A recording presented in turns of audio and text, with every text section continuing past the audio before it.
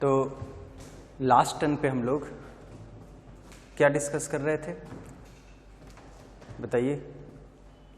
Nucleus के बारे में डिस्कस कर रहे थे, है ना। बाइंडिंग एनर्जी के बारे में डिस्कस कर रहे थे, बाइंडिंग एनर्जी पर न्यूक्लियॉन के बारे में डिस्कस कर रहे थे, ठीक है। इसी तरीके से जो बाइंडिंग एनर्जी कर्व हमने आपको बताया था, याद होगा सबको, ये जो न्यूक्लियर फिशन या जो न्यूक्लियर फिशन है उसके बारे में डिस्कस कर रहे थे, ठीक है। तो उसी में हम लोग अब आगे बढ़ते हैं और जानते हैं आज हम लोग एक इम्पॉर्टेंट टॉपिक पढ़ने वाले हैं, न्यूक्लियर रिएक्शंस, ठीक है। न्यूक्लियर रिएक्शंस के बारे में हम लोग जानने वाले हैं। देखो न्यूक्लियर रिएक्शन क्या होते हैं, ठीक है, और ये जो केमिकल रिएक्शन से किस तरीके से डिफरेंट होते हैं। न्यूक्लियर रिएक्शन क्या होते हैं? ऐसे रिएक्शन जिसमें केवल न्यूक्लियाई इन्वॉल्व होते हैं, ठीक है, उनमें, ठीक है, पूरा एटम या जो पूरा जो एटम उसका कोई कंट्रीब्यूशन नहीं होता है, ठीक है, उसमें न्यूक्लियस इन्वॉल्व होते हैं, ठीक। जैसे कोई न्यूक्लियस उसके ऊपर कोई पार्टिकल आके बम्बार्डिंग हुआ, वो दो पार्ट में टूट गया, ठीक है, प्रोडक्ट बना, कुछ इस तरीके की बातें इसमें न्यूक्लियर रिएक्शन में होंगी, ठीक है। तो न्यूक्लियर रिएक्शन क्या होता है, ठीक है, एक ऐसा रिएक्शन जिसमें केवल जो न्यूक्लियाई होते हैं वो टेक पार्ट करते हैं, मतलब उसमें केवल वो पार्टिसिपेट करते हैं। जो ऑर्बिटल इलेक्ट्रॉन्स हैं, ठीक, जो ऑर्बिटल इलेक्ट्रॉन्स उनका कोई इसमें रोल नहीं होता है। जो केमिकल रिएक्शंस होते हैं उसमें बेसिकली क्या होता है, उसमें जो आउटर मोस्ट ऑर्बिट के जो इलेक्ट्रॉन्स होते हैं वो पार्टिसिपेट करते हैं, है कि नहीं। जो केमिकल प्रॉपर्टी उसी से तो डिसाइड होती है, लेकिन यहाँ पे उसका इससे कोई लेना देना नहीं है। जो ऑर्बिटल इलेक्ट्रॉन्स हैं उनका यहाँ पे कोई रोल नहीं है, ठीक है। तो क्या कहोगे, ठीक, इन इट ओनली, ठीक है, न्यूक्लियाई टेक पार्ट, केवल न्यूक्लियाई इसमें भाग लेते हैं, ठीक है। The orbital electrons,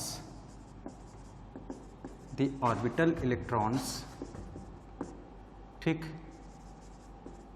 do not contribute, the orbital electrons do not contribute to it, orbital electrons का इसमें कोई कंट्रीब्यूशन नहीं होता है, ठीक है। तो जनरल फॉर्म होता है किसी न्यूक्लियर रिएक्शन का, देखिए कुछ इस तरीके से होता है। जो इसका जनरल फॉर्म होता है न्यूक्लियर रिएक्शन का कुछ इस तरीके से होगा, समझिएगा ध्यान से, ठीक है। इस तरीके से A + x = y + b।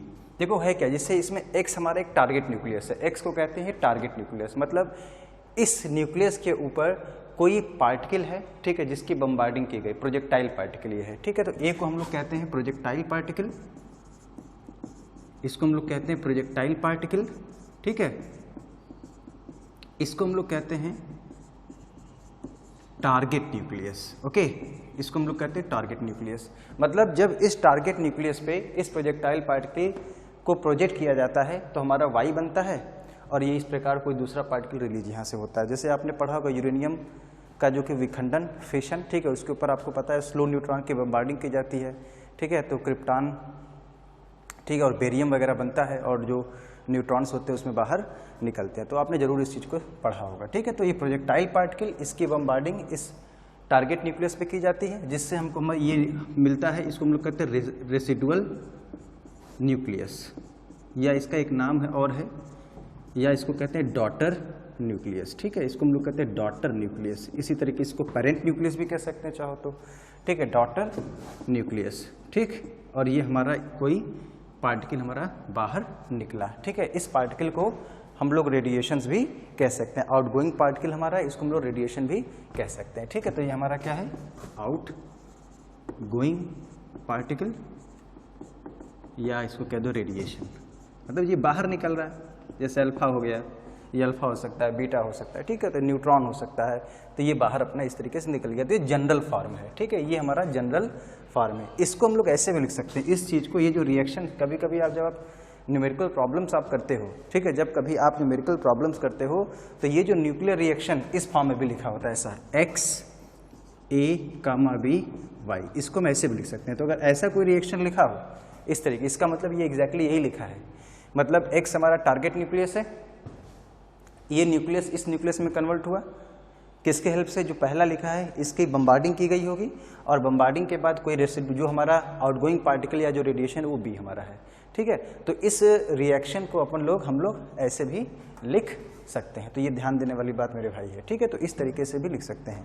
देखो जो न्यूक्लियस रिएक्शन है वो सर्टेन लॉ ऑफ कंजर्वेशन को फॉलो करते हैं। किन किन कंजर्वेशन लॉ को फॉलो करते हैं उसको हम लोग समझते हैं, ठीक है। तो जो न्यूक्लियर रिएक्शंस जो हैं, न्यूक्लियर रिएक्शंस, ठीक, फॉलो सम, ठीक है, सर्टेन कंजर्वेशन लॉज, जैसे लाइक जो न्यूक्लियर रिएक्शंस है वो कौन कौन से लॉज फॉलो करते हैं, जैसे सबसे पहले, ठीक है, कंजर्वेशन ऑफ चार्ज को ये फॉलो करते हैं। किसको? कंजर्वेशन ऑफ चार्ज को, ठीक, ये कंजर्वेशन ऑफ चार्ज को फॉलो करते हैं। और किसको फॉलो करते हैं? कंजर्वेशन ऑफ मास नंबर को भी फॉलो करते हैं। Conservation of mass number A, मतलब इसका क्या मतलब, लेफ्ट साइड जितना टोटल मास नंबर होगा, राइट साइड भी उतना ही टोटल मास नंबर हमारा आना चाहिए। मतलब लेफ्ट साइड जो नंबर ऑफ न्यूक्लियॉन्स है, राइट साइड जो नंबर ऑफ न्यूक्लियॉन्स है, हमारा जो रिएक्शन है वो दोनों आपस में क्या होने चाहिए मेरे भाई, बराबर होने चाहिए। और क्या क्या फॉलो करते हैं, ठीक है, conservation of,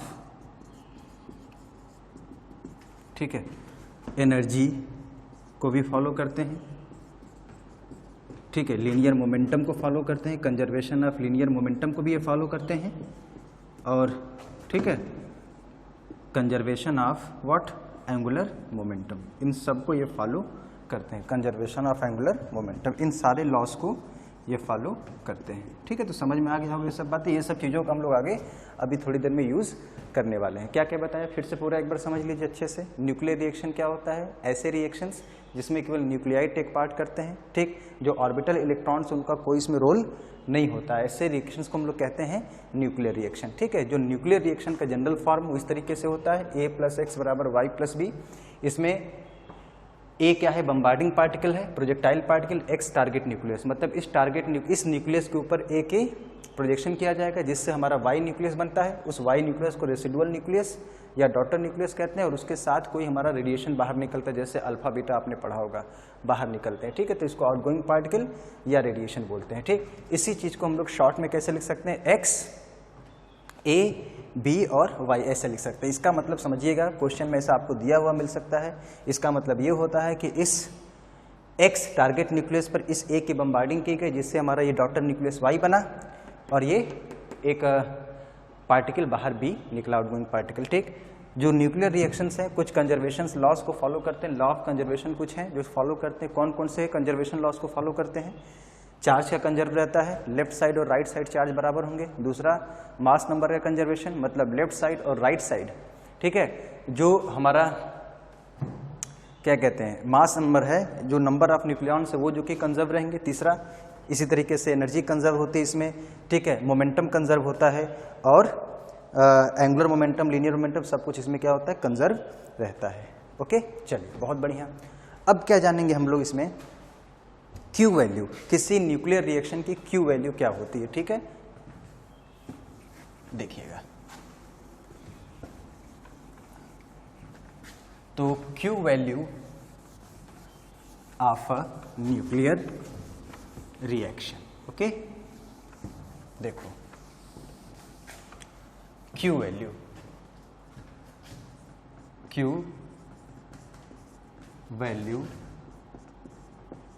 of a nuclear reaction, Q value of a nuclear reaction, ठीक। देखिए कैसे क्यू वैल्यू हम लोग निकालते हैं, क्या क्यू वैल्यू का मतलब होता है, इसको थोड़ा हम लोग समझने का प्रयास करते हैं, ठीक है। देखो, किसी न्यूक्लियर रिएक्शन से एसोसिएटेड जो एनर्जी होती है, समझिएगा ध्यान से, किसी न्यूक्लियर रिएक्शन से जो एसोसिएटेड एनर्जी होती है उसको हम लोग क्या बोलते हैं? Q value. क्यू वैल्यू बोल देते हैं, या उसको डिसइंटीग्रेशन एनर्जी भी बोल देते हैं, ठीक है। तो ये क्या होता है? It is energy associated, it is energy associated with a nuclear reaction, ठीक है। किसी न्यूक्लियर रिएक्शन से एसोसिएटेड जो एनर्जी होती है उसको हम लोग क्या बोलते हैं? उसको हम लोग बोलते हैं क्यू वैल्यू। ठीक है, अब इस Q वैल्यू को कैसे निकालते हैं इसको समझने का प्रयास करिएगा। इस Q वैल्यू को अपन लोग कैसे कैलकुलेट करते हैं इसको हमको समझने की ज़रूरत है। ठीक है, देखिए कैसे इसको हम लोग कैलकुलेट करते हैं मेरे भाई। जो Q वैल्यू किसी न्यूक्लियर रिएक्शन की होती है इस तरीके से निकालते हैं, रेस्ट मास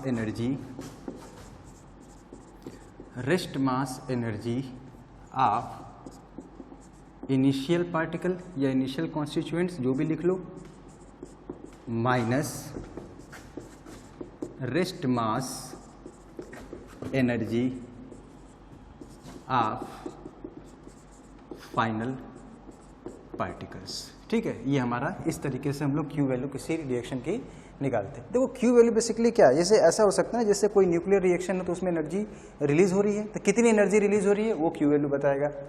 एसोसिएटेड एनर्जी का मतलब यही हुआ ना भाई कि जैसे मान लो कोई हमारा न्यूक्लियर रिएक्शन जिसमें एनर्जी रिलीज हो रही है, तो उस न्यूक्लियर रिएक्शन में कितनी एनर्जी रिलीज हुई वही हमारा Q वैल्यू हो गया। या इसको ऐसे भी कह सकते हैं, कोई रिएक्शन ऐसा भी हो सकता है जिसमें आपको एनर्जी को जिसमें रिएक्शन को इनिशिएट करने के लिए बाहर से कुछ आपको एनर्जी देनी पड़ी।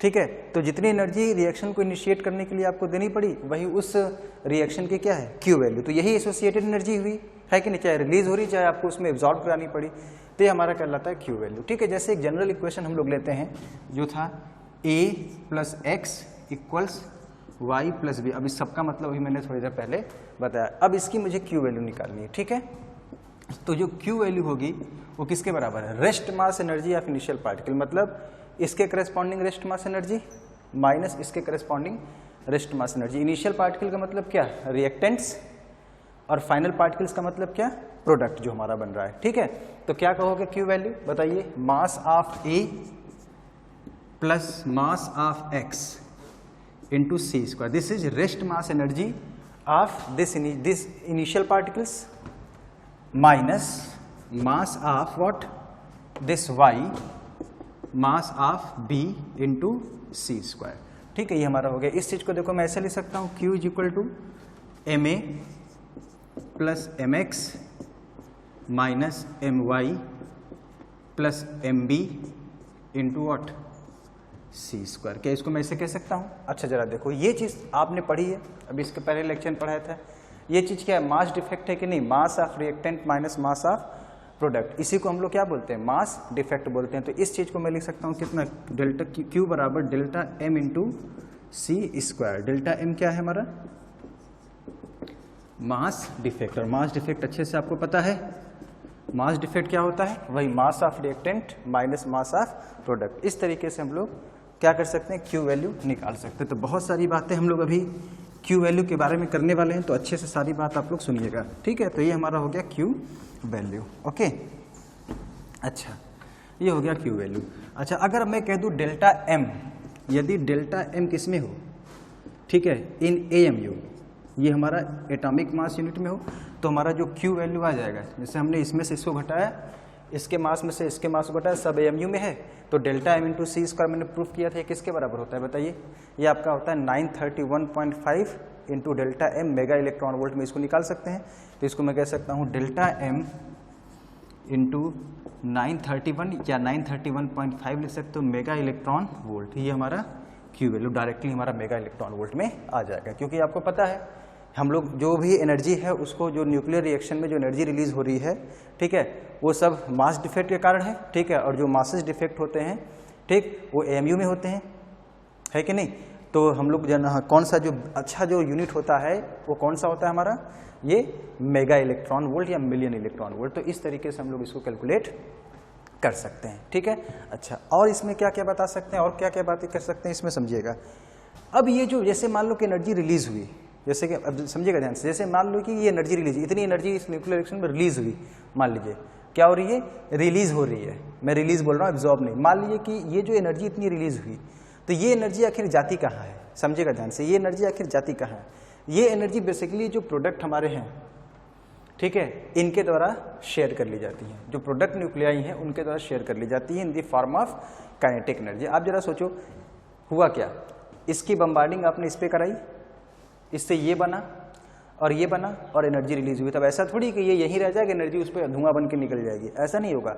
तो जो एनर्जी निकली वो ये और ये काइनेटिक एनर्जी के फॉर्म में शेयर कर लेंगे, ये और ये उसको काइनेटिक एनर्जी के फॉर्म में शेयर कर लेंगे। तो आप कहोगे क्या, दिस एनर्जी, जो energy release, this released energy Q, अगर एनर्जी रिलीज हुई तो this released energy Q is shared by what, product nuclei. ठीक है, प्रोडक्ट न्यूक्लियाई किस फॉर्म में, in the form of kinetic energy, in the form of kinetic energy. ठीक है, अभी बहुत सारी बातें भी करेंगे इसके बारे में, तो बहुत बेसिक बात कर रहे हैं कि ये जो एनर्जी रिलीज हुई आखिर जाती कहाँ है, कौन लेता है उस एनर्जी को। ऐसा मत समझना कि इसकी बम्बार्डिंग की, ये रिएक्शन हुआ तो ये बना, जो एनर्जी रिलीज हुई ये यहीं रह गया, ऐसे निकल गया, नहीं, ये दोनों उस एनर्जी में को बांट लेंगे आपस में।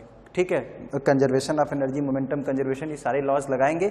बाद में मैं इसको कैलकुलेट करके भी आपको दिखाऊंगा कि इसने कितनी एनर्जी पजेस की, इसने कितनी एनर्जी पजेस की, वाई ने कितनी एनर्जी लिया, बी ने कितनी एनर्जी लिया, ये सब बाद में हम लोग अभी थोड़ी देर में समझेंगे। ठीक है, तो इस तरीके से हो गया। अच्छा, बहुत बढ़िया। अब देखो, अगर हम लोग यहाँ पे कंजर्वेशन ऑफ एनर्जी, एक चीज़ और देखिएगा, अगर मैं कंजर्वेशन ऑफ एनर्जी लगाऊं तो law of conservation of energy, अगर मैं यहाँ पे इसको अप्लाई करूँ, law of conservation of energy, ठीक है, तो क्या कहोगे, ठीक है, and total energy of A, total energy of what, X बराबर total energy of what, Y plus total energy of what, B, ऐसा मैं लिख सकता हूँ। ठीक है, अब बताइए टोटल एनर्जी ऑफ ए जो है वो किसके बराबर आएगा, टोटल एनर्जी ऑफ ए जो है वो किसके बराबर आएगा, सोचिएगा। ए की एनर्जी, देखो ए के पास दो एनर्जी होगी, एक तो रेस्ट मास एनर्जी, और आपने, हो सकता है कि आपने बम्बार्डिंग की है तो हो सकता है आपने कुछ काइनेटिक एनर्जी भी इसको दी होगी।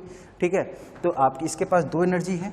ठीक, rest mass energy ma into सी स्क्वायर प्लस इसकी काइनेटिक एनर्जी। एक्स के पास कौन सी एनर्जी होगी, इसकी रेस्ट मास एनर्जी और काइनेटिक एनर्जी, चूंकि टारगेट न्यूक्लियस है तो अपने आप वहीं पे पड़ा होगा और पार्टिकल इसके ऊपर थ्रो किया गया, प्रोजेक्ट किया गया वो किसी मेथड से। ठीक है, तो उसकी काइनेटिक एनर्जी जीरो होगी, इसके पास कुछ काइनेटिक एनर्जी हो सकती है। ठीक, अच्छा, बहुत बढ़िया। बराबर क्या होगा, वाई का, अब जो कि ये एनर्जी दोनों शेयर कर रहे हैं तो काइनेटिक एनर्जी इसके पास भी होगी, काइनेटिक एनर्जी इसके पास भी होगी। ठीक है, तो हो जाएगा के, ठीक है, आप या कह सकते हो आप M Y into C square plus what, K Y plus what, M B into C square plus K B. क्या इस चीज़ को मैं ऐसे लिख सकता हूँ, बिल्कुल। अब जरा इसको देखिए, इधर उधर मैं करता हूँ, इसको देखो मैं ऐसे लिख सकता हूँ, इसको मैं लिख सकता हूँ M A plus M X minus उन दोनों को इधर ले आओ, M Y plus M B into सी स्क्वायर बराबर क्या हो जाएगा, ये हो जाएगा K Y plus K B minus what, K, ये लिख सकते हैं, ऐसा लिख सकते हैं। जरा देखिएगा, ये M A plus M X minus M Y plus M B into C square, देखो ये वही चीज़ तो है, यही तुम्हारा क्यू वैल्यू है। देखो ना आप लोग, क्यू वैल्यू क्या है, M A plus M X minus M Y plus M B into C square, तो बेसिकली ये वही चीज़ तो हमने लिखा है। तो इसका मतलब जो हमारा क्यू वैल्यू निकल कर आई वो किसके बराबर हो गई, के वाई प्लस के बी, ठीक है, माइनस व्हाट, के, ऐसे लिख सकता हूँ मैं, इस क्यू वैल्यू को ऐसे भी लिख सकता हूँ।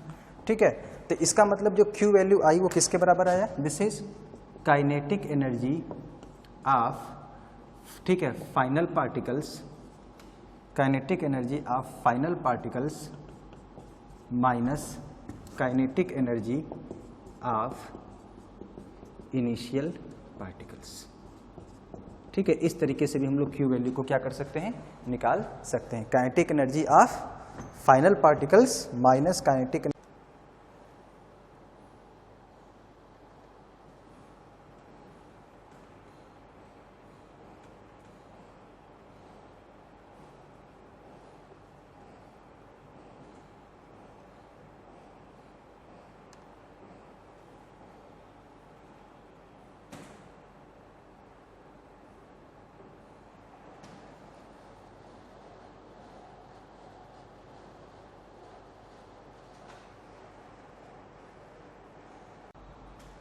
ओके, तो अब हम लोग देखो कुछ इंपॉर्टेंट बातें समझते हैं क्यू वैल्यू से रिलेटेड, क्या क्या है उसको देखते हैं। जरा कुछ इंपॉर्टेंट पॉइंट्स देख लेते हैं। जैसे पहली बात, बाइंडिंग एनर्जी के फॉर्म में भी हम लोग क्या कर सकते हैं, जो Q वैल्यू है उसको हम लोग, या जो रिलीज एनर्जी उसको हम लोग निकाल सकते हैं। ठीक है, तो जो रिलीज्ड एनर्जी Q होगी,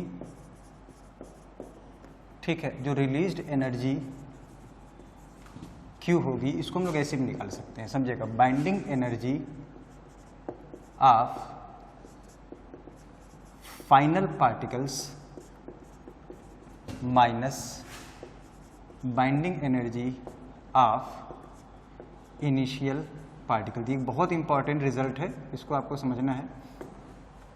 जो रिलीज एनर्जी है उसको इस तरीके से भी निकाला सब। बाइंडिंग एनर्जी अगर हमको पता है रिएक्टेंट और प्रोडक्ट की, तो इनिशियल फाइनल पार्टिकल की binding energy minus initial particle की बाइंडिंग एनर्जी, ये रिलीज एनर्जी होगी। ठीक है, ये क्या होगी, रिलीज एनर्जी। Q वैल्यू को हम लोग ऐसे भी निकाल सकते हैं। ठीक है, तो फाइनल माइनस इनिशियल बाइंडिंग, देखो उसका उससे कंफ्यूज नहीं होना, उसमें rest mass energy of initial particle minus rest mass energy of final particles होता था। ठीक, वो रेस्ट मास एनर्जी के टर्म में। लेकिन अगर बाइंडिंग एनर्जी का टर्म आपको है पता है, बाइंडिंग एनर्जी पता है, तो क्या लिखोगे, binding energy of final particles minus binding energy of initial particles. और एक बात और बता दें आप लोग को, जब आप इस फार्मूले के थ्रू जब आप कैलकुलेशन करोगे तो कभी कभी बाइंडिंग जो आपका न्यूक्लियर रिएक्शन होगा ना, उसमें कुछ ऐसे भी निकलेंगे, जैसे सिंगल पार्टिकल भी निकलेंगे, जैसे न्यूट्रॉन निकल रहा है, तो न्यूट्रॉन की कोई बाइंडिंग एनर्जी नहीं होगी। बाइंडिंग एनर्जी हमेशा न्यूक्लियस की होगी। जब 2 या 2 से ज़्यादा न्यूक्लियन मिलकर एक न्यूक्लियस का फॉर्मेशन करेंगे तब उसकी बाइंडिंग एनर्जी आपको मिलेगी। तो अगर न्यूट्रॉन निकल रहा है, ठीक है, एक सिंगल प्रोटॉन बाहर निकल रहा है, ठीक है, न्यूट्रॉन निकल रहा है, सिंगल प्रोटॉन अगर बाहर निकल रहा है, तो इसका मतलब उसकी बाइंडिंग एनर्जी 0 होगी। ये सिंपली न्यूट्रॉन निकला तो उसकी बाइंडिंग एनर्जी क्या है, 0 होगी। तो जो बाइंडिंग एनर्जी होगी हमेशा किसकी होगी, न्यूक्लियस की होगी। ठीक है, अच्छा, बहुत बढ़िया। दूसरी बात अगर हम लोग समझें क्या है, अगर देखो अब 2 बातें हो सकती हैं, Q की वैल्यू पॉजिटिव भी आ सकती है और Q की वैल्यू नेगेटिव भी आ सकती है। अगर Q की वैल्यू पॉजिटिव हो उसका क्या मतलब हुआ, और Q की वैल्यू नेगेटिव हो तो उसका मतलब क्या हुआ। अगर Q की वैल्यू अगर पॉजिटिव है, जो Q वैल्यू है, जैसे rest mass energy of initial particle minus rest mass energy of final particles, ये हमारा Q वैल्यू होती है। अगर Q वैल्यू पॉजिटिव है तो इसका मतलब जो न्यूक्लियर रिएक्शन वो कैसा है, एक्सोथर्मिक या एक्सोएर्जिक है। ठीक है, इसका मतलब दैट इज, ठीक है, रिएक्शन इज व्हाट, एक्सोथर्मिक, या इसको कहते हैं एक्सोएर्जिक। ठीक है, एक्सोएर्जिक। ठीक, रिएक्शन कैसा होता है, एक्सोथर्मिक होता है हमारा या एक्सोएर्जिक होता है। अगर Q की वैल्यू पॉजिटिव, इसका क्या मतलब हुआ, दैट इज इस केस में जो rest mass energy of initial particles is greater than क्या होगा, rest mass energy of final particle. याद करिए Q क्या था, Q हमारा था rest mass energy of initial particles minus rest mass energy of final particles. तो अगर पॉजिटिव है ये तो पहला टर्म पॉजिटिव, पहला टर्म ज्यादा होना चाहिए, दूसरा टर्म या कम होना चाहिए। इसका मतलब जो rest mass energy of initial particle is greater than what, rest mass energy of final particles, ऐसा कुछ होगा। ठीक है, rest mass energy of final particles. ठीक, तो अब देखो रेस्ट मास एनर्जी अगर इनिशियल पार्टिकल की ज़्यादा, इसका क्या मतलब, इसका मतलब इनिशियली पार्टिकल्स का मास ज़्यादा होगा, जो प्रोडक्ट होगा उसका मास कम होगा। तो वही जो मास डिफेक्ट है वही क्या होता है, एनर्जी के फॉर्म में रिलीज होता है। ठीक है, तो इसका मतलब जो यहाँ पे जो डेल्टा एम होगा, मास डिफेक्ट जो है, मास डिफेक्ट कन्वर्ट्स इनटू, ठीक है, एनर्जी। ठीक, लिबरेटेड, जो एनर्जी लिबरेट हो रही है वो कहाँ से आ रही है, जो चूंकि इनिशियल रेस्ट मास एनर्जी ज़्यादा है, फाइनल वाला कम है। इसका मतलब इनिशियल मास ज़्यादा होगा, रिएक्टेंट का मास ज़्यादा होगा, प्रोडक्ट का मास कम होगा। तो वो जो मास डिफेक्ट आया वही किस फॉर्म में निकल रहा है, एनर्जी के फॉर्म में मेरे भाई रिलीज हो रहा है। या इसको मैं ऐसे भी कह सकते हैं कि अगर चूंकि रिलीज एनर्जी Q पॉजिटिव, इसका मतलब बाइंडिंग एनर्जी या final product is greater than binding energy of initial particles, ऐसा भी होना चाहिए। इसका मतलब binding energy of final particles, ठीक है, this should be greater than what, binding energy of, ठीक है, इनिशियल पार्टिकल। इस चीज को ऐसे भी कह सकते हैं। तो Q की वैल्यू पॉजिटिव, इसका मतलब क्या हुआ, एनर्जी रिलीज हो रही है। क्या हो रही है, इसका मतलब एनर्जी रिलीज हो रही है। ठीक है, समझिए इस बात को। अगर एक्सोथर्मिक रिएक्शन, इसका मतलब केमिस्ट्री में भी आपने पढ़ा है, इसका मतलब एनर्जी रिलीज हो रही है। एनर्जी रिलीज हो रही है मतलब स्टेबिलिटी बढ़ रही है। आप कह सकते हो कि जो हमारा यहाँ पे Q पॉजिटिव है, ठीक है। तो Q पॉजिटिव का अर्थ समझ में आ गया, क्या चीज़, एक्सोथर्मिक रिएक्शन या एक्सोएर्जिक रिएक्शन, ठीक है। रेस्ट मास ऑफ या मास ऑफ जो रिएक्टेंट होगा वो मास ऑफ प्रोडक्ट से ज़्यादा होगा, ये जो मास डिफेक्ट आ रहा है वही एनर्जी में कन्वर्ट हो रहा है और वो एनर्जी बाहर निकल रही है, ठीक है। और जो एनर्जी बाहर निकलती है वो कहाँ पे जाती है बताइए, अभी बताया था मैंने, जो Y और B बने थे उनको काइनेटिक एनर्जी के फॉर्म में मिल जाती है, ठीक है। बहुत बढ़िया भाई, ठीक। इसी तरीके से अगर ये नेगेटिव आया तो देखते हैं कि क्या होगा, ठीक। इफ Q हमारा क्या है, नेगेटिव, ठीक है। अगर Q नेगेटिव हुआ इसका मतलब मेरे भाई क्या होगा, इसको हम लोग समझने वाला है, ठीक है। तो अगर Q हमारा नेगेटिव हुआ इसका मतलब हम लोग बोलेंगे रिएक्शन जो है ये कैसा है, इज इंडोथर्मिक, ठीक है, इज इंडोथर्मिक, या इसको हम लोग कहते हैं इंडोएर्जिक, ठीक है। इंडोथर्मिक या एंडोएर्जिक है, इसका मतलब हुआ ये। इसका मतलब rest mass energy of initial particles कम होगा, rest mass energy of final particle, ठीक है। तो आप इसको ऐसे भी कह सकते हो, इसका मतलब अगर एनर्जी ज़्यादा तो मास भी ज़्यादा रहा होगा, है कि नहीं। इसका मतलब जो मास, ठीक है, ऑफ, ठीक, initial particles is what, less then mass of what, final particle. Mass of initial particle क्या होगा, मास ऑफ फाइनल पार्टिकल से कम होगा। तो अब देखो ऑब्वियस है कि इसका मतलब अगर ये निगेटिव आ रहा है इसका क्या मतलब हुआ, इनिशियल मास कम है, फाइनल मास ज़्यादा है कि नहीं। तो जो हमारा ये जो Q नेगेटिव आ रहा है इसका मतलब इतनी एनर्जी आपको देनी पड़ेगी या कुछ एनर्जी आपको काइनेटिक फॉर्म एनर्जी के फॉर्म में आपको देना पड़ेगा रिएक्शन को इनिशिएट कराने के लिए। नहीं है बात समझ में, समझने की कोशिश करिएगा। इसका क्या मतलब हुआ, इसका मतलब ये जो रिएक्शन स्पॉन्टेनियस नहीं होगा, ये वाला रिएक्शन स्पॉन्टेनियस होगा, ये स्पॉन्टेनियस नहीं होगा, ठीक है। इस रिएक्शन को इनिशिएट कराने के लिए आपको यहाँ पे कुछ एनर्जी देनी पड़ेगी, ठीक है। इन जो बम्बार्डिंग पार्टिकल्स को काइनेटिक एनर्जी के फॉर्म में आपको देना पड़ेगा। इसका क्या मतलब, या इसको मैं ऑल्सो इसको हम लोग ऐसे भी लिख सकते हैं कि जो binding energy of final particle, इस केस में क्या होगा, binding energy of initial particle, ये भी हम लोग कह सकते हैं, ठीक है। इसको आप क्या होगा, दैट इज सम अमाउंट, ठीक है, ऑफ एनर्जी, ठीक, is required to initiate the reaction. Reaction को इनिशिएट करने के लिए, ठीक है, रिएक्शन को इनिशिएट करने के लिए कुछ एनर्जी की रिक्वायरमेंट आपको यहाँ पे होनी पड़ेगी, क्लियर है। बम्बार्डिंग पार्टिकल जो है उसको आपको कुछ काइनेटिक एनर्जी देनी पड़ेगी, ठीक है, तब जाकर वो रिएक्शन स्टार्ट होगा। अब जरा सोचिएगा, एक कॉन्सेप्ट यहाँ पे आता है, ठीक है, एक कॉन्सेप्ट आता है आपका थ्रेशोल्ड एनर्जी का, यहाँ पे भी, ठीक है, एक कॉन्सेप्ट हमारा आता है यहाँ पे भी, किसका, थ्रेशोल्ड एनर्जी का, क्लियर। इसको समझने की कोशिश करिएगा, ठीक है। थ्रेशोल्ड एनर्जी क्या होगी, किसी न्यूक्लियर रिएक्शन को इनिशिएट कराने के लिए जितनी कम से कम एनर्जी की रिक्वायरमेंट होती है उसको हम लोग कहते हैं थ्रेशोल्ड एनर्जी। समझ में आ रही बात, ये किस फॉर्म में आपको देना पड़ेगा, समझिएगा, सम अमाउंट ऑफ एनर्जी, ठीक है, ये किस फॉर्म में, काइनेटिक एनर्जी के फॉर्म में रिक्वायर्ड हो गया, ठीक है, to initiate the reaction, clear है। अब एक कॉन्सेप्ट आता है हमारा थ्रेशोल्ड एनर्जी का। थ्रेशोल्ड एनर्जी क्या है, जो बम्बार्डिंग पार्टिकल है, ठीक है, जो इसको टारगेट न्यूक्लियस पे आप मार रहे हो, उसको कम से कम कितनी एनर्जी दी जाए ताकि न्यूक्लियर रिएक्शन को स्टार्ट किया जा सके। उस एनर्जी को हम लोग क्या कहते हैं, ठीक है, उस एनर्जी को हम लोग कहते हैं थ्रेशोल्ड एनर्जी। तो आप क्या बोलोगे, द मिनिमम, समझने की कोशिश करिएगा, the minimum kinetic energy required to initiate a nuclear reaction, to initiate a nuclear reaction is called as what, threshold energy। इसको हम लोग कहते हैं थ्रेशोल्ड एनर्जी, इसको कहते हैं। और ये जो थ्रेशोल्ड एनर्जी है इसको हम लोग कहेंगे के, TH से इसको इंडिकेट करते हैं। TH मतलब थ्रेशोल्ड, के मतलब काइनेटिक एनर्जी। तो ये काइनेटिक एनर्जी किसको दी जाती है बताइए, जो बम्बार्डिंग पार्टिकल है जिसको टारगेट न्यूक्लियस पे आप थ्रो कर रहे हो उसको एनर्जी दी जाती है। तो कितनी कम से कम एनर्जी, काइनेटिक एनर्जी उसको प्रोवाइड की जाए, उसको हम लोग क्या कहते हैं, थ्रेशोल्ड एनर्जी। अब ये जो थ्रेशोल्ड एनर्जी है उसको हम लोग कैलकुलेट करने वाले हैं, ठीक है।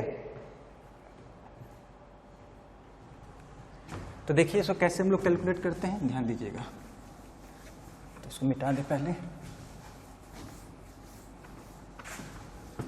अगर मान लीजिए कोई एंडोथर्मिक रिएक्शन अपने पास है, अगर कोई एंडोथर्मिक रिएक्शन है, ठीक है, तो for an endothermic reaction, for a endothermic reaction KTH is somewhat greater than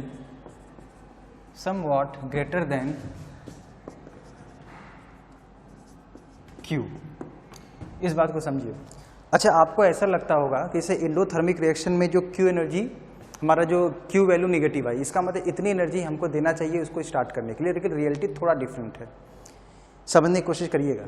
जो एंडोथर्मिक रिएक्शन है उसमें जो Q निगेटिव आया उसका क्या मतलब हुआ, इतनी एनर्जी उस जो बम्बार्डिंग पार्टिकल है उसको देना चाहिए एनर्जी को, रिएक्शन को इनिशिएट कराने के, लेकिन रियलिटी ये नहीं है। ठीक है, रियलिटी क्या है, कोई एंडोथर्मिक रिएक्शन है, अगर उसको इनिशिएट हमको कराना है तो जो एनर्जी आप काइनेटिक एनर्जी उसको दोगे, ठीक है, जो KTH होना चाहिए, जो KTH जो थ्रेशोल्ड एनर्जी मतलब एनर्जी रिएक्शन को इनिशिएट कराने की जो एनर्जी होनी चाहिए वो Q वैल्यू से क्या होनी चाहिए, थोड़ी सी ज़्यादा होना चाहिए, क्योंकि जो आउटगोइंग पार्टिकल्स हैं उनके पास काइनेटिक एनर्जी उनको भी चाहिए ताकि मोमेंटम वगैरह सब कुछ यहाँ पे कंजर्व हो सके। याद रखिएगा इस चीज़ को, एनर्जी भी कंजर्व करनी है, मोमेंटम भी कंजर्व करना है, सब कुछ कंजर्व करना है। ठीक है, तो जो आउटगोइंग पार्टिकल्स है, ठीक है, उनके पास कुछ स्पीड होनी चाहिए जो निकल रहे हैं, है कि नहीं, तभी मोमेंटम वगैरह भी कंजर्व हो सकता है। तो मोमेंटम कंजर्व कराने के लिए जो आउटगोइंग पार्टिकल्स है, जो मतलब जो बी निकल रहा था, ठीक, उसके पास भी कुछ मोमेंटम होना चाहिए, उसके पास भी एनर्जी कुछ होना चाहिए। इसलिए आपको जो एनर्जी देनी पड़ेगी वो क्या होनी चाहिए, इससे ज़्यादा होनी चाहिए, Q से ज़्यादा होनी चाहिए। हालांकि देखो इसको पूरा का पूरा डिराइव किया सकता है, उसके लिए फिर से हमको सेंटर ऑफ मास के कॉन्सेप्ट पे जाना पड़ेगा, तो उतना हमको जानने की जरूरत नहीं, बस हम लोग ये जान लेंगे अभी कि वो कितनी जो थ्रेशोल्ड एनर्जी होती है वो कितनी होती है, इसको हमको जानना चाहिए। ठीक है, वो कैलकुलेशन हमारा, ठीक है, ज़रूरत उसको फिलहाल जानने की नहीं, उसके लिए फिर से वापस मुझे सेंटर ऑफ मास, ठीक है, lab frame, centre of mass frame में जाके तब जाके वो सारी चीज़ें निकल कर आएंगी। ठीक, थोड़ा सा हम लोग लीक से हट जाएंगे वहाँ पे। ठीक है, तो हम लोग इसको डायरेक्ट लिख देंगे, क्या लिख देंगे, क्योंकि because the outgoing particle, because the outgoing particle must have, ठीक है, must have some kinetic energy to conserve the linear momentum या कंजर्व द मोमेंटम। ठीक, कंजर्व द मोमेंटम। ठीक, जो KTH होता है उसको हम लोग ऐसे देंगे, KTH is given by, KTH is given by, कैसे, KTH जो होता है मतलब ये क्या, थ्रेशोल्ड जो एनर्जी, काइनेटिक एनर्जी के फॉर्म में ये होता है 1 plus small m by capital M into Q। ये हमारा इस तरीके से निकल के आ रहा है, आपको दिख रहा है जो KTH क्या है वो Q से क्या है बताइए, बड़ा है। ठीक है, अच्छा, इसमें स्मॉल m और कैपिटल M क्या है, स्मॉल m है ये मास ऑफ प्रोजेक्टाइल पार्टिकल, जो प्रोजेक्टाइल का मतलब क्या, जो हमारा A था, ठीक है, ठीक, और जो कैपिटल M क्या है, this is mass of target nucleus. इसमें सवाल कैसे बनता है इसको जरा सुन लो। देखो सवाल इसमें ये पूछ देगा, जैसे सवाल ऐसा कह देगा कि बताओ कि कोई एंडोथर्मिक रिएक्शन है, ठीक है, उसकी Q वैल्यू इतनी है, जैसे कह देगा, सुनिएगा, जैसे कोई एंडोथर्मिक रिएक्शन उसकी Q value 5 mega electron volt है। सुनिएगा ध्यान से, कोई एंडोथर्मिक रिएक्शन है उसकी Q value 5 mega electron volt है। ठीक है, उस रिएक्शन को इनिशिएट करने के लिए, उस एंडोथर्मिक रिएक्शन को इनिशिएट करने के लिए कम से कम प्रोजेक्टाइल वाला जो पार्टिकल है कितनी एनर्जी उसको देना चाहिए, तो उसका जवाब आपको ऑप्शन दे देगा कि 5 mega electron volt, less than 5 mega electron volt, greater than 5 mega electron volt. ठीक है, तो इसमें क्या ऑप्शन सही होगा बताइए, greater than 5 mega electron volt होना चाहिए। ठीक है, अगर ऐसा नहीं करेंगे तो मोमेंटम कंजर्व नहीं हो पाएगा। ठीक है, इसका पूरा मैथमेटिकल इंटरप्रिटेशन भी है, लेकिन उसमें हम लोग नहीं जा रहे। ठीक है, तो ये आपको कम से कम इतना उम्मीद करते हैं, ये आपको चीज़ें याद भी होनी चाहिए। ठीक है, जो इन्फॉर्मेटिव बात है वो आपको पता होनी चाहिए। क्लियर है, चलो बहुत बढ़िया। अब इस पर आधारित हम लोग कुछ क्वेश्चंस करने वाले हैं। कैसे क्वेश्चन से, देखिए क्वेश्चन आपको आना चाहिए करने, कुछ क्वेश्चंस हम लोग देखते हैं। जैसे पहला क्वेश्चन हमारा है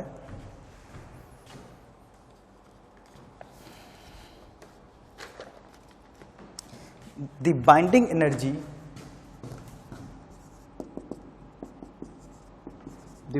energy per nucleon of 1 He neutron and 2 He4।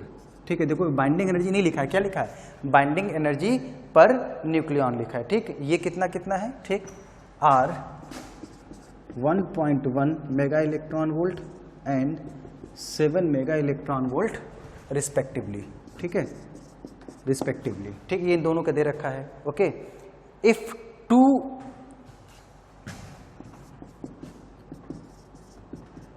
1H2 nuclei fuse to form, ठीक है, 2He4 न्यूक्लियस, देन ठीक है, आपको बताना है इसमें कितनी एनर्जी मेरे भाई रिलीज होगी। What is the energy release आपको बताना। Then find the energy released, आपको बताना है इस प्रोसेस में कितनी एनर्जी रिलीज होगी। देखो बहुत सिंपल सी बात है, हो क्या रहा है, देखो इसमें 1H2 मिलके 1H2 से क्या बना रहा है? 2He4। देखो मास नंबर एटॉम सब कंजर्व है। ठीक है, तो ये ऐसा होता है। इसमें कितनी एनर्जी निकल रही है, इसमें जो Q वैल्यू है, कितनी एनर्जी निकल रही है Q आपको बताना है। देखो बहुत सिंपल सी बात है, कैसे निकालेंगे? हमको देखो यहाँ पे बाइंडिंग एनर्जी दे रखी है, हमें यहाँ पे बाइंडिंग एनर्जी दे रखी है, तो अगर बाइंडिंग एनर्जी दे रखी तो इसका मतलब क्या? बाइंडिंग एनर्जी वाला फॉर्मूला लगाएंगे। और क्या? तो क्या है? Binding energy of final product minus binding energy of initial product. अब एक बात बताओ, हमको बाइंडिंग एनर्जी पर न्यूक्लियॉन दिया गया, तो लेकिन हमको चाहिए क्या? Binding energy. आपको याद होगा बाइंडिंग एनर्जी क्या होती थी, याद करिए। बाइंडिंग एनर्जी पर न्यूक्लियॉन जो होता था, बाइंडिंग एनर्जी अपॉन ए होता था, नंबर ऑफ न्यूक्लियॉन्स होते थे। तो इसका मतलब बाइंडिंग एनर्जी क्या होगा? बाइंडिंग एनर्जी पर nucleon into number of nucleon, सही होगा। तो जरा इसकी बताओ बाइंडिंग एनर्जी कितनी होगी। चलो मैं सबकी बाइंडिंग एनर्जी लिख रहा हूँ। 1H2 की कितने न्यूक्लियॉन्स हैं? 2, इसका मास नंबर है 2 न्यूक्लियॉन, और एक का बाइंडिंग एनर्जी पर न्यूक्लियॉन कितना? 1.1। तो क्या 2 × 1.1 हो जाएगा? इसका भी 2 × 1.1, और इसका, इसमें कितने हैं देखो न्यूक्लियॉन? 4, और बाइंडिंग एनर्जी पर न्यूक्लियॉन इसकी कितनी बताइए? 7 है ना, कहाँ गया? क्या लिखा था? हाँ, ये 7। तो कितना होगा? 7 × 4 हो जाएगा, क्योंकि 4 न्यूक्लियॉन है। ये कितना हो जाएगा बताइए? 2.2, ये भी 2.2, और ये 28। तो आपका होगा सर जो एनर्जी रिलीज होगी Q, वो किसके बराबर होगी बताइए? वो हो जाएगा binding energy of final product minus binding energy of initial product. Final कितना है? 28 माइनस 2.2, 2.2 कितना हो गया? 4.4। ठीक है, 23.6 मेगा इलेक्ट्रॉन वोल्ट। ये एक्चुअली फ्यूजन रिएक्शन है। ठीक है, और फ्यूजन रिएक्शन संलयन प्रक्रिया होती है, उसमें हमेशा एनर्जी रिलीज होती है। ठीक है, तो ये हमारा क्या बन रहा है? इतना 23.6 मेगा इलेक्ट्रॉन वोल्ट एनर्जी इसमें क्या हो रही है? रिलीज हो रही है। ओके, चलिए एक और क्वेश्चन इस पे देखते हैं।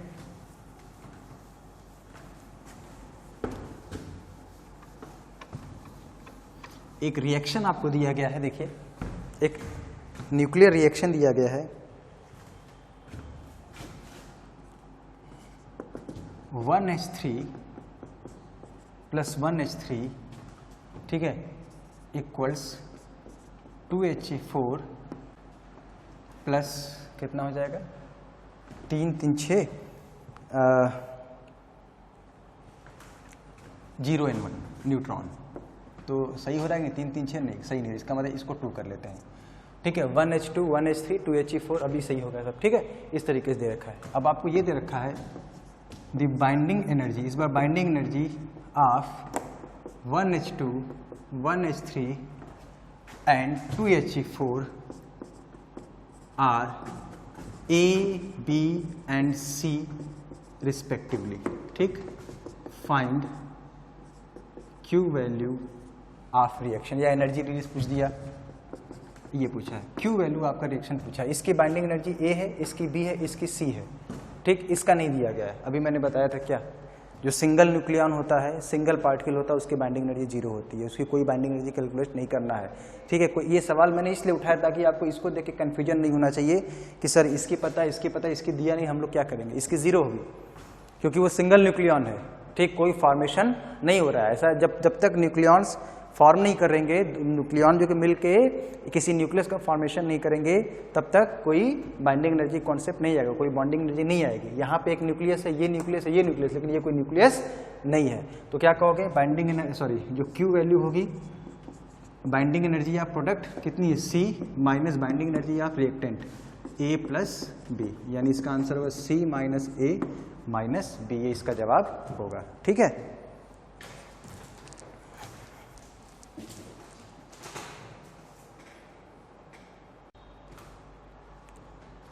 ओके तो देखो नेक्स्ट क्वेश्चन क्या हम लोग का, अगला क्वेश्चन हमारा देखो जेई 2003 में आया हुआ, जेई का ही क्वेश्चन एक है।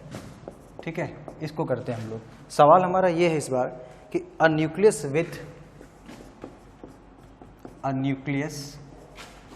With A is equal to 220, मतलब एक न्यूक्लियस है जिसका ए कितना 220, इनिशियली एट रेस्ट,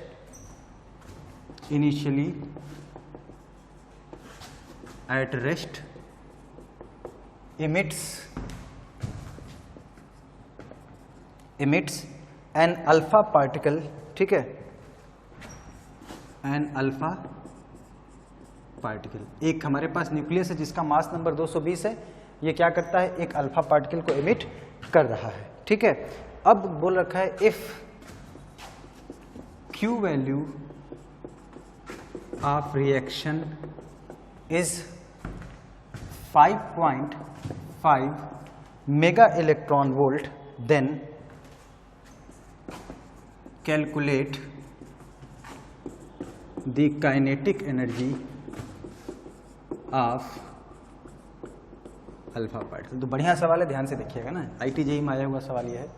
ठीक, क्या क्वेश्चन है, ध्यान दीजिए। बोला गया है कि एक न्यूक्लियस है जिसका ए कितना है 220 है, इनिशियली वो रेस्ट में है, एक अल्फा पार्टिकल वो इमिट कर रहा है, तो अगर उसकी क्यू वैल्यू कितनी दे रखी है 5.5 मेगा इलेक्ट्रॉन वोल्ट, तो आपको बताना है कि जो अल्फा पार्टिकल है उसकी काइनेटिक एनर्जी कितनी होगी। ठीक है, उसकी काइनेटिक एनर्जी कितनी होगी। ओके, देखो कैसे करेंगे। तो देखो एक हमारे पास न्यूक्लियस है 220, इसकी स्पीड क्या है 0 है, ये किस में टूटता है, एक अल्फा पार्टिकल समझते हैं सब लोग, क्या होता है 2He4, ये समझते हैं सब लोग। ठीक है, रदरफोर्ड एटॉमिक मॉडल में डिस्कस किया है। 2He4 हमारा अल्फा पार्टिकल होता है, हीलियम का जो न्यूक्लियस होता है वो अल्फा पार्टिकल होता है। तो हीलियम हो गया, इसका मास नंबर 4 हो गया अल्फा पार्टिकल, और जो हमारा जो पेरेंट न्यूक्लियस जो रेसिडुअल न्यूक्लियस है वो ये हो गया, तो इसका कितना होगा 216 हो जाएगा। तो 220 वाला 216 और 4 में टूट गया। ठीक है, तो ये शुरुआत में रेस्ट में था। ठीक है, अब ध्यान दीजिएगा, तो इसका मोमेंटम क्या है, शुरुआत में 0 है, तो फाइनल मोमेंटम भी क्या होना चाहिए 0 होना चाहिए। ठीक है, तो अगर इसका मोमेंटम मैं कह दूँ P1 इस साइड है, इसका कितना इधर P2 इस साइड, ठीक, और P1 P2 बराबर होगा तभी तो नेट मोमेंटम हमारा 0 आएगा। सोच के देख लीजिए, तभी तो 0 आएगा मेरे भाई, है कि नहीं।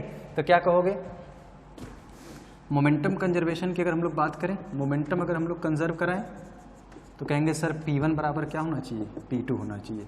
ठीक है, P1 बराबर P2, तो इसका मोमेंटम क्या होगा बताइए। अगर मैं कह दूँ इसकी काइनेटिक एनर्जी K1 है, इसको जो काइनेटिक एनर्जी मिली K2, P बराबर √2km होता है, याद करिए,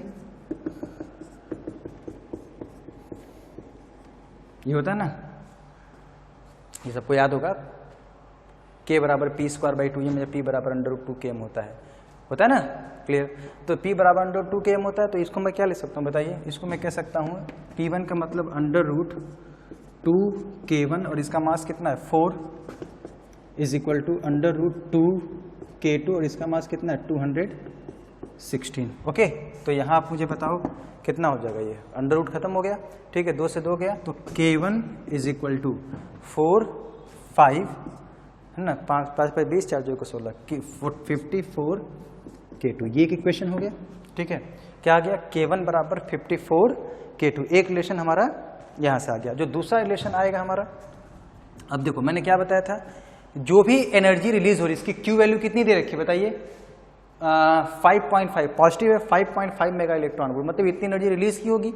अब ये जो एनर्जी रिलीज की गई है, ठीक है, मैंने बताया था जो हमारे डॉटर न्यूक्लियस और जो हमारा रेडिएशन है, ठीक है, या जो आउटगोइंग पार्टिकल है, ठीक, यानी अल्फा पार्टिकल, ये दोनों क्या करें, उसको शेयर कर लेंगे काइनेटिक एनर्जी के फॉर्म में। तो यही जो एनर्जी कुल रिलीज हुई है वो इसको काइनेटिक एनर्जी के फॉर्म में मिल जाएगी। मतलब इन दोनों की काइनेटिक एनर्जी का जो सम होगा, क्या वो जो रिलीज एनर्जी के बराबर होगा। ठीक है, ऑल्सो जो K1 प्लस K2 होगा मेरे भाई, जो K1 प्लस K2 होगा वो किसके बराबर हो जाएगा बताइए, 5.5 मेगा इलेक्ट्रॉन वोल्ट। ये दूसरा इक्वेशन। अब इसको सॉल्व करने की जरूरत है तो सॉल्व कर लेंगे हम लोग। तो सॉल्विंग 1 and 2, इसको आप सॉल्व करके आप इसको देख सकते हैं। तो ठीक है, जब इसको आप सॉल्व करोगे तो जो K1 की वैल्यू निकल कर आती है 5.4 मेगा इलेक्ट्रॉन वोल्ट निकल के आएगी। ठीक है, तो ये हमारा अल्फा पार्टिकल। तो K2 कितना आ जाएगा बताइए, 0.1 मेगा इलेक्ट्रॉन वोल्ट आएगा। ठीक है, तो जो अल्फा पार्टिकल जो निकल रहा है कितनी एनर्जी से निकलेगा, 5.4 मेगा इलेक्ट्रॉन वोल्ट की एनर्जी से मेरे भाई ये निकलेगा। इस बात को समझने का प्रयास करिए सब लोग। ऐसा हो गया। अच्छा, एक चीज़ और निकल के आ रही है, आप देखो जो K1 है it is very very greater than K2। अब इसका लॉजिक भी है, इसको हम लोग बाद में यूज़ भी करेंगे।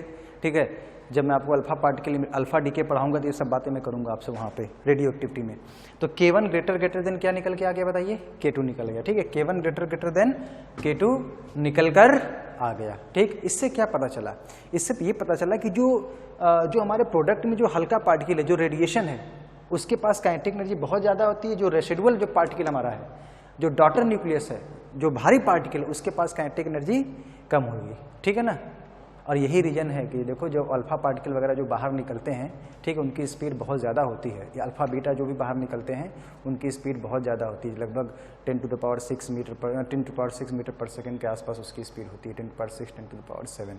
तो जो भी एनर्जी मिलती है, लगभग सारी की सारी जो एनर्जी मिलती है, ये जो पार्टिकल बाहर निकल रहा है, ठीक है, रेडिएशन बाहर निकल रहा है, उसको मिल जाती है, क्योंकि ये हल्का है और ये वाला क्या है, भारी है। बात समझ में आया कि नहीं? तो जो पार्टिकल हल्का होगा उसको ज़्यादा काइनेटिक एनर्जी, और जो पार्टिकल भारी होगा उसको कम काइनेटिक एनर्जी मिलेगी। ठीक है, तो इस बात को ध्यान रखिएगा। ठीक, अगला सवाल देखते हैं।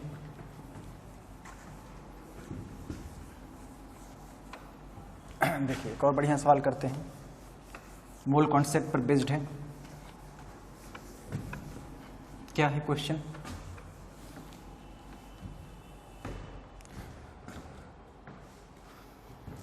How long an electric bulb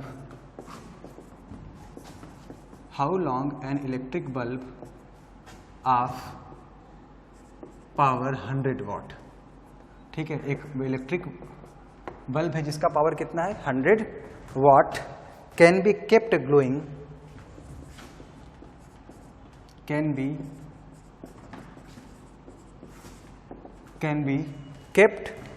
glowing by fusion of 2 kilogram deuterium, by fusion of 2 kilogram, ठीक है, ड्यूटेरियम मतलब 1H2। ठीक है, मतलब अगर 2 किलोग्राम, समझिएगा, नाभिकीय संलयन का सवाल है, अगर 2 किलोग्राम ड्यूटेरियम को फ्यूज कराया जाए, 2 किलोग्राम ड्यूटेरियम उनको फ्यूज करा दिया जाए, तो फ्यूज कराएंगे, ठीक है, तो जो उससे एनर्जी रिलीज होगी, उस एनर्जी से 100 वाट का जो बल्ब है, ठीक है, कितना जलेगा, मतलब जो न्यूक्लियर एनर्जी है उसको किस में कन्वर्ट किया गया, इलेक्ट्रिकल एनर्जी में कन्वर्ट किया जा रहा है। ठीक है, और उसके लिए इक्वेशन आपको दे रखा है, जो इक्वेशन हमको दे रखा है वो कुछ इस तरीके से है, 1H2 + 1H2 फ्यूजन का रिएक्शन आपको दे रखा है।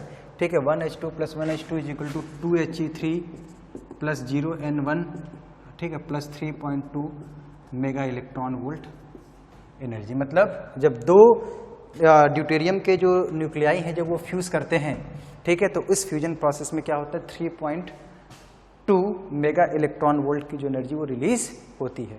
ठीक है, अब आपको ये बताना है कि अगर 2 किलोग्राम एक सैंपल ले लिया जाए, तो उस सैंपल में जो ड्यूटेरियम न्यूक्लियाई अगर आपस में फ्यूज करें, अगर वो आपस में फ्यूज करें तो कितनी एनर्जी रिलीज होगी।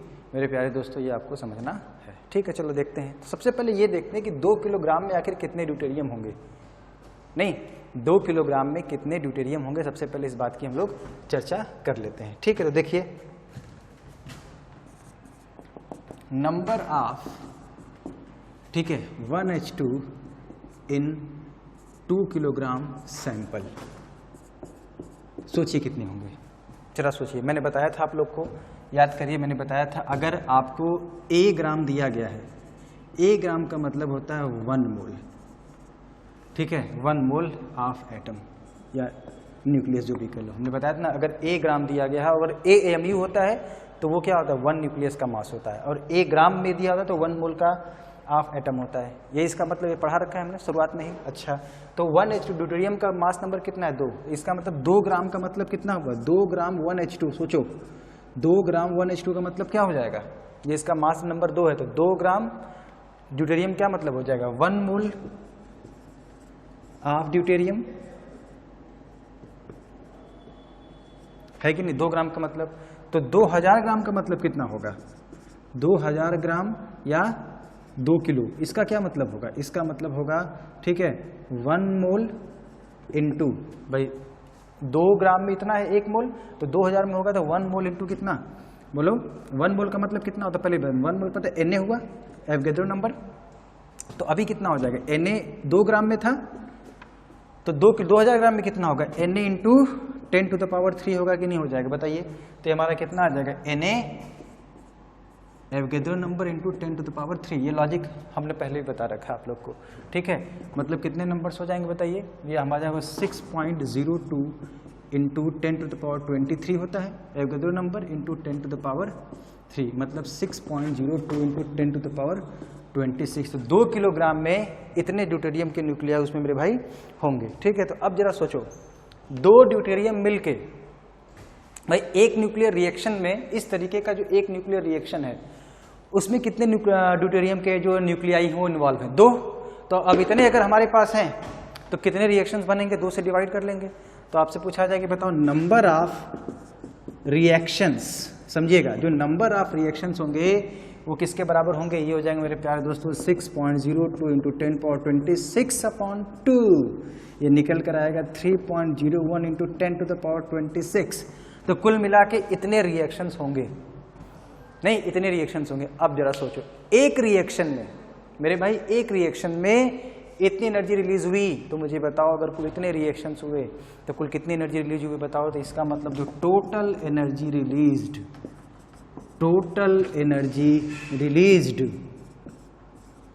इन फ्यूजन, ये किसके बराबर हो जाएगा, 3.01 10⁻26 इंटू वॉट, 3.2 इतना मेगा इलेक्ट्रॉन वोल्ट। इसको हम लोग जूल में कन्वर्ट करेंगे, तो 3.01 10⁻26 इंटू 3.2 इंटू 1 जूल में कितने इलेक्ट्रॉन वोल्ट होता है बताइए, 1.6 इंटू 10⁻⁻19 जूल मेरे भाई होता है। तो इसमें किससे को, जब जो मेगा इलेक्ट्रॉन वोल्ट है तो क्या करेंगे, 1.6 इंटू 10⁻⁻19 इंटू 10⁻6 मतलब -13 इतना जूल हमारे पास कुल एनर्जी निकल कर आ जाएगी, ठीक है। तो ये हमारा जिसको आप सॉल्व करोगे तो आ जाएगा 1.54 10⁻14 जूल, ठीक है। तो कुल इतनी एनर्जी रिलीज हुई, ठीक है, कुल इतनी एनर्जी मेरे भाई रिलीज हो गई, ठीक है। अब एक बात बताओ कि अब इतनी एनर्जी से 100 वाट का बल्ब कितना देर जलेगा, आपको ये बताना है। तो सीधी सी बात है मेरे भाई, जो पावर होता है वो E/T होता है, ठीक है। अगर कोई एनर्जी, ठीक है, E/T टाइम में कंज्यूम हो तो उसका पावर कितना होगा, P होगा। तो कुल एनर्जी पता है कितना कंज्यूम होना है, जिस पावर पे कंज्यूम होना वो पता है, तो कितना टाइम लगेगा वो निकाल सकते हैं। तो बताइए जो टाइम जो लगेगा वो क्या होगा, E/पावर मतलब कितना, 1.54 10⁻14 अपॉन, ठीक है, पावर कितना 100, ठीक है, इतना सेकेंड आएगा, मतलब 1.54 इंटू 10⁻12 सेकेंड आ जाएगा, ठीक है। अब इसको हमको किस में कन्वर्ट करेंगे बताइए, इसको हम लोग कन्वर्ट कर सकते हैं किस में, घंटे में कन्वर्ट कर सकते हैं, ठीक है। तो उसको आप लोग अपने से कर लेना। जब इसको आप सॉल्व करोगे कन्वर्ट करके तो 4.9 इंटू 10⁻4, इसको हम लोग किस में कन्वर्ट कर लें, घंटे में कन्वर्ट करना है तो 3600 से भाग दे देंगे, दिन में कन्वर्ट करना है तो 3600 में 24 से गुणा करके भाग दे देंगे, ठीक है। और उसमें कन्वर्ट करना हो क्या कहते हैं साल में, तो आपको पता है 365 गुणे, ठीक है, 365 दिन 24 घंटे 36 सेकेंड, तो 365 गुणे 24 गुणे 3600 से आपको क्या करना पड़ेगा, डिवाइड करना पड़ेगा। तो आ जाएगा 4.9 इंटू, ये आपने कर सकते हैं आप लोग, ठीक है। तो अब वो मेरा काम नहीं बताना, 4.9 इंटू 10⁻4 ईयर्स आप जरा सोच के देखो, इतने साल, ठीक है, इतने साल 4.9 इंटू 10⁴ ईयर्स, ठीक है, 49,000 साल तक ये बल्ब जलता रहेगा, केवल 2 किलोग्राम अगर, ठीक है, ड्यूटेरियम एटम, ड्यूटेरियम के न्यूक्लियाई अगर फ्यूज करेंगे तो, ठीक है। तो आप सोचो कितना जो कि ट्रेमेंडस अमाउंट ऑफ एनर्जी यहाँ पे रिलीज होता है, ठीक है। तो ये हमारा न्यूक्लियर फिजिक्स का आखिरी लेक्चर हो गया, ठीक है। अब हम लोग नेक्स्ट लेक्चर से स्टार्ट करेंगे क्या, रेडियो एक्टिविटी। रेडियो एक्टिविटी क्या है, अल्फा बीटा गामा, इसके बारे में, ठीक है। तो आज का लेक्चर यहीं खत्म करते हैं और ये टॉपिक भी हमारा पूरा खत्म होता है। Okay, thank you very much.